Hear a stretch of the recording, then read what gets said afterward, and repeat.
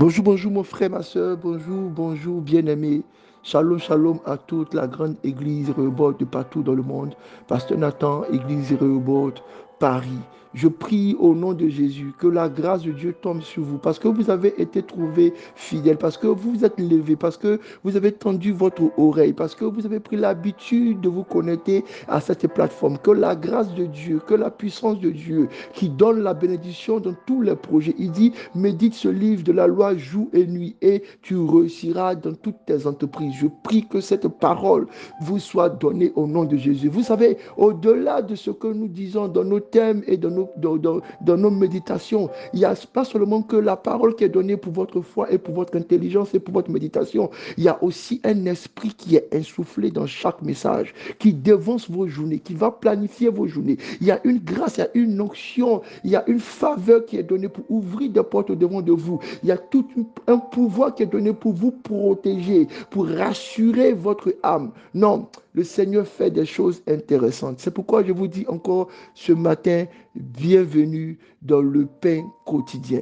Jésus pouvait dire, dans la prière qu'il a appris à ses disciples, chaque fois que vous priez, demandez à Dieu et dites, donne-nous notre pain quotidien. Ce pain quotidien-là, c'est cette parole que nous donnons au travers de cette plateforme. Mais ce pain quotidien a une source aussi spirituelle. Ce sont des grâces, ce sont des onctions, ce sont des pouvoirs. Oh, ce sont des choses excellentes qui sont données. Je bénis le nom de Dieu parce que, comme David, vous vous levez très tôt pour écouter. Vous vous couchez avec ces paroles. Je prie que Dieu vous surprenne avec des miracles, avec des grâces extraordinaires au nom de Jésus. Nous sommes aujourd'hui vendredi 8 mars 2024 et le thème de notre mois, c'est imiter leur foi. Et cette semaine, nous avons comme thème qui soutient notre semaine dès le commencement. Et depuis le lundi, nous avons parlé de plusieurs hommes de foi. Le lundi, nous avons parlé de Abel, celui-là qui a été capable d'offrir quelque chose qui a touché le cœur de Dieu jusqu'à ce qu'il reçoive un agrément divin. Le ciel s'est ouvert et une voix s'est fait entendre. Ton offrande m'est agréable. Abel, merci, je t'aime. C'est ce que Dieu attend de nous. Dieu attend que nous marchions sur la terre, que nous travaillons et nous faisons les choses spirituelles qui sont l'image de ce qui se produit dans le ciel par une grande révélation. En fait, Dieu fait des choses belles. Et dès le commencement, plusieurs de nos pères nous ont démontré la foi. Mardi, nous avons parlé de, il a plu à Dieu, nous avons parlé de Enoch, qui a marché devant Dieu jusqu'à ce que Dieu vienne le chercher sur la terre. Enoch, qui a marché dans la sainteté, qui s'est différencié. Vous savez, notre foi nous invite à prendre des chemins différents. Oui, il y a plusieurs chemins dans la vie, mais beaucoup de chemins ne sont pas les chemins de l'ascension. Beaucoup de chemins ne sont pas les chemins de la résurrection. Beaucoup de chemins ne sont pas les chemins de la transfiguration. Beaucoup de chemins ne sont pas les chemins qui vous envoient à voir le ciel et à voir des myriades d'anges descendre dans votre maison. Bien aimé, par ta manière de marcher, tu attires certains types de grâce, certains types de pouvoir, certains types d'anges, certains types de bénédictions, certains types de miracles dans ta vie. Je prie au nom de Jésus que quelqu'un imite la foi d'Enoch, qu'il marche droit devant Dieu. Le mercredi, nous allons parler de l'héritier de justice, nous allons parler de Noé.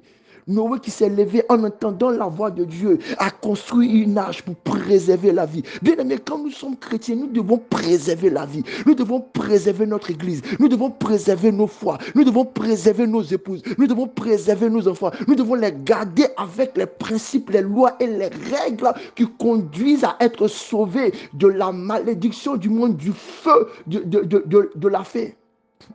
Et c'est cette foi qui doit nous animer chaque fois. On te dit, va à gauche, va à droite. Tu dis, non, je reste dans l'arche de Dieu. Je décide de me priver. Je décide de conserver ma foi. Le jeudi, nous avons parlé du bienheureux. Oh, bien-aimé, chaque modèle que nous avons présenté, chaque modèle de foi que nous avons présenté devrait être une inspiration pour nous. Chaque modèle de foi, oh bien-aimé, devait être une inspiration pour nous. Et Job est un grand modèle de foi. qui dans les difficultés, qui dans la persécution, comme les chrétiens persécutés dans les pays difficiles, qui dans les guerres, dans les troubles, a décidé de ne pas renier son Dieu, qui a présenté son intégrité comme gage, qui a défié toute la justice du ciel par son intégrité. Il a dit, je ne bougerai pas. Bien-aimé, est-ce que Dieu peut te trouver intègre dans ta foi, dans ta marche? Est-ce que Dieu peut te trouver intègre? Ce matin, dans le verset que nous venons de lire, et nous allons aller un peu plus rapidement, bien-aimé, on parle d'Abraham. Abraham. Vous savez, dès le commencement, il y a eu beaucoup de modèles. Mais Abraham est le père de la foi. C'est le commencement de la foi chrétienne que nous avons, Abraham. C'est le commencement de la foi chrétienne que nous avons. Et si nous voulons regarder à la vie d'Abraham, nous n'aurons pas le temps de tous les parcourir. Mais la Bible dit qu'il a cru à Dieu. Vous savez, Dieu a parlé plusieurs fois à Abraham. Dieu a parlé de diverses manières à Abraham. Vous pouvez faire ce petit exercice vous-même personnellement. Allez regarder comment est-ce que Dieu parlait à Abraham. Qu'est-ce que Dieu a dit à Abraham. Et comment est-ce que Abraham s'est engagé dans la parole de Dieu. Je vais parler de deux conversations que Dieu a eues avec Abraham. La première conversation se trouve dans Genèse chapitre 12. C'est la conversation de l'appel d'Abraham. Dieu lui dit, quitte ton pays, quitte ta parenté, quitte ta maison, quitte le pays, va dans le lieu que je te montrerai.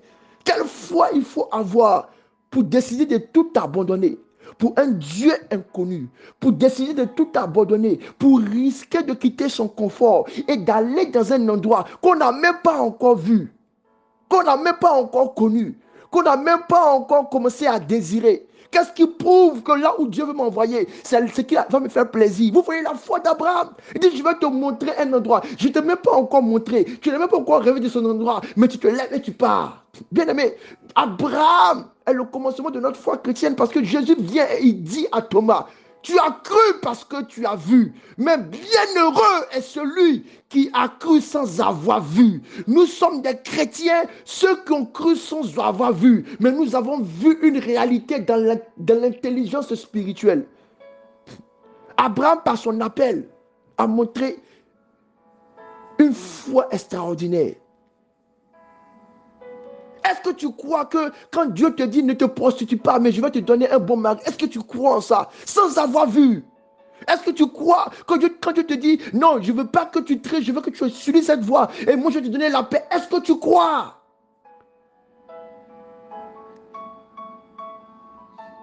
Ce sont des modèles de foi que nous devons imiter. Et chaque fois que je me souviens de cet appel d'Abraham, je me rends compte de ma petitesse. Je me rends compte de certaines incapacités. J'ai décidé de te suivre.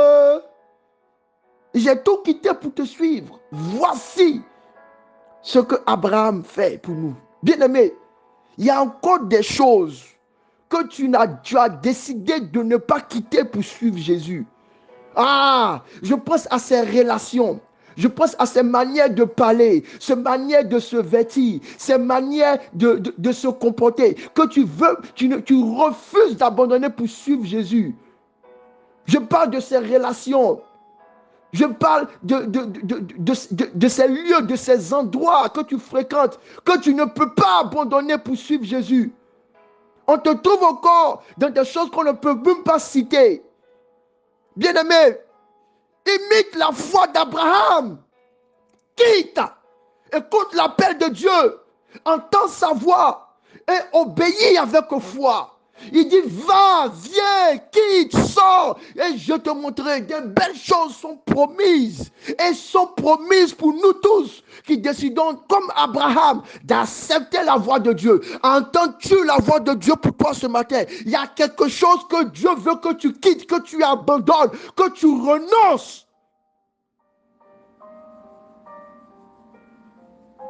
C'est ça l'appel. d'Abraham. La deuxième chose qu'Abraham a faite dans sa relation avec Dieu, c'est ce qu'on appelle l'alliance d'Abraham. Dieu arrive auprès d'Abraham et il change son nom.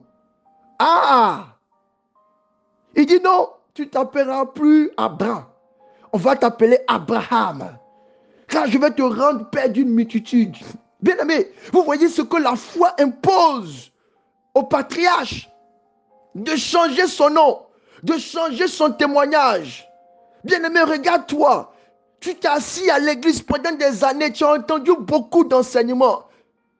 Dieu veut changer ta vie, il veut changer ton nom, te donner un nom nouveau. On ne veut plus t'appeler le moqueur, on ne veut plus t'appeler le jaloux, on ne veut plus t'appeler le manque de zèle, on ne veut plus t'appeler celui qui ne prie pas, on ne veut plus t'appeler celui qui n'a pas l'onction. Il y a un nom nouveau que Dieu veut te donner.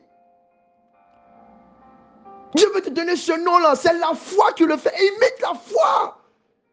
La Bible est remplie de beaucoup de noms que tu peux porter. La Bible est remplie de promesses excellentes. Il a dit pour vous tous qui l'avez reçu, vous n'êtes plus nés de la chair. Porte-le, refuse de t'appeler chrétien Chanel. Ça n'existe pas. Ah bah yamasibe kite mais nous souvahida ne siyada bakate. Moho shibehevi yada. Seigneur, je prie au nom de Jésus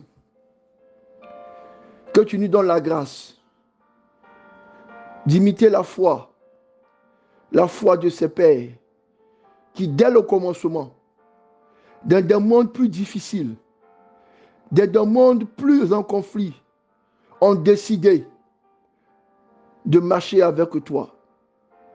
Pour Rehoboth et pour toutes les âmes qui entendent ma voix en ce matin, s'il y a quelque chose qui nous empêche d'avancer, s'il y a quelque chose qui nous retient encore en arrière, s'il y a quelque chose qui nous attire et qui nous maintient dans une position de stagnation, que cela soit annulé. Et que par ta grâce et par ton amour, par ton feu et par ta puissance, par ton sang et par ta force, tu nous fasses marcher. Et que comme Abraham, nous aussi, notre foi ne soit imputée à justice. Bénédiction.